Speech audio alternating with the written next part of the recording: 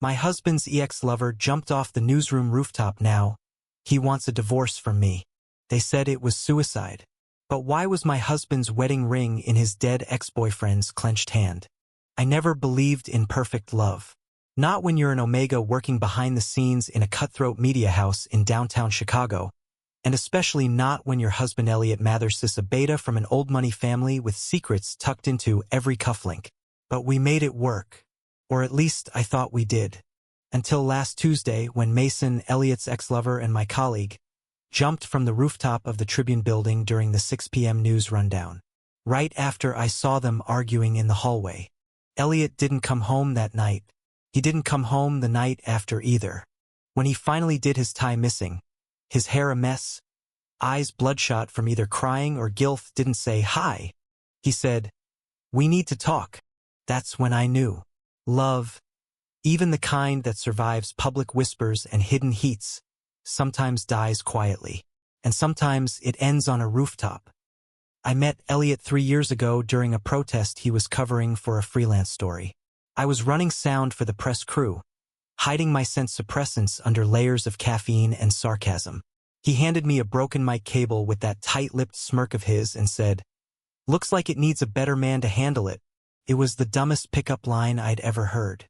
I fell anyway. We got married 9 months later. A Beta-Omega marriage isn't flashy.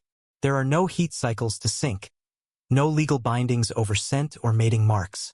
But we had something that felt solid, predictable, safe. Then Mason joined the team. Tall, lean, alpha energy in a beta body. He was a features editor with a past that wore its pain like perfume. Everyone noticed, but no one mentioned it. He had this way of making a room tilt toward him when he walked in. Like gravity played favorites. I didn't hate him, not at first, until I found out Elliot used to sleep with him. Used to, Elliot said. Past tense. Ancient history. But history has a way of bleeding into the present when you least expect it. And sometimes it drowns you. The week before Mason jumped, I caught him and Elliot whispering in the stairwell. I couldn't hear what they said, but I heard the tone. Urgent. Frantic. Sad. I confronted Elliot that night. He shrugged. "Mason's going through some stuff," he said. "He needed someone to talk to. And you're the only one who speaks heartbreak?" Elliot didn't answer. He kissed my forehead and rolled away from me in bed. That was when I started sleeping on the couch. The night Mason died, the sky was dark, full of low clouds that seemed ready to burst. I was finishing edits when the scream echoed through the newsroom. We all ran upstairs, but it was too late. He was already on the pavement. A red tie Elliot's favorite fluttered from his hand like a flag of surrender.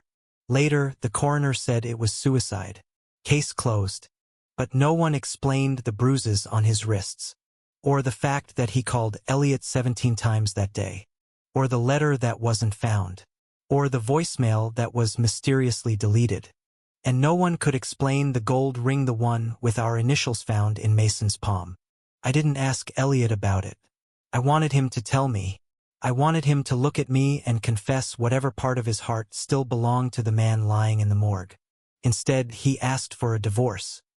"I don't love you the way you deserve to be loved," he said. I looked at him across the kitchen table. Same table we ate cereal on. Same one we kissed over, fought over, made promises over. "So you loved him?" I asked. "Still love him?" Elliot flinched. "I don't know."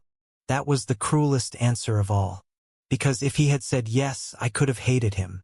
If he had said no, I could have forgiven him. But, "I don't know?" That meant he was lost. And I wasn't the compass he needed anymore. I moved out a week later. Took my records, my coffee mug, my last shred of dignity. I didn't take the wedding photos. I started sleeping in a motel out by the lake, where the wind sounded like distant arguments. I stopped using scent suppressants. What was the point? Some nights I stared at the ceiling and wondered if I had been a fool. For thinking I could compete with a memory. For believing that true love meant safety. But grief isn't linear. And love doesn't die just because someone jumps. A month later I got a letter. No return address. Just my name, written in shaky cursive. Inside was a single sheet. I didn't mean to fall in love with both of you. I didn't know who to leave behind. So I left myself. Mason. I stared at those words for hours. Then I drove to Elliot's. He looked older. He had grown a beard, maybe to hide the tremble in his lips. You read it? I asked. He nodded. I failed him, he said. I didn't disagree. But you didn't kill him, I whispered. He looked up. Did I kill us? That question sat between us like fog. No, I said. But you didn't save us either. We talked for hours. About everything. About nothing. About Mason's laugh. About the way Elliot used to pull me closer in his sleep. About how broken people try to love, even when their hearts are still bleeding. And somewhere in that conversation, I realized something. Love isn't about winning. It's about staying. Even when it's hard. Even when someone else jumped. Elliot didn't ask me to come back. And I didn't offer.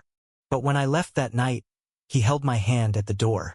And for the first time in months, I didn't feel empty. I felt human. 6 months later, I stood on the same rooftop Mason had fallen from. The wind was fierce, but the view was clear. I wasn't there to jump. I was there to say goodbye. To Mason. To who I was. To who Elliot was. I left the ring he gave me on the ledge. Not in mourning. In memory.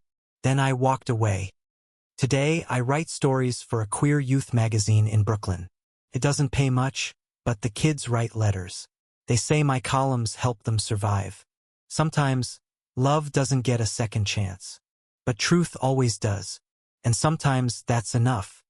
Because love isn't just about who stays in the end. It's about who had the courage to be real. Even when everything else was falling. Thank you for listening. If you find it interesting, please like and subscribe to follow the next stories.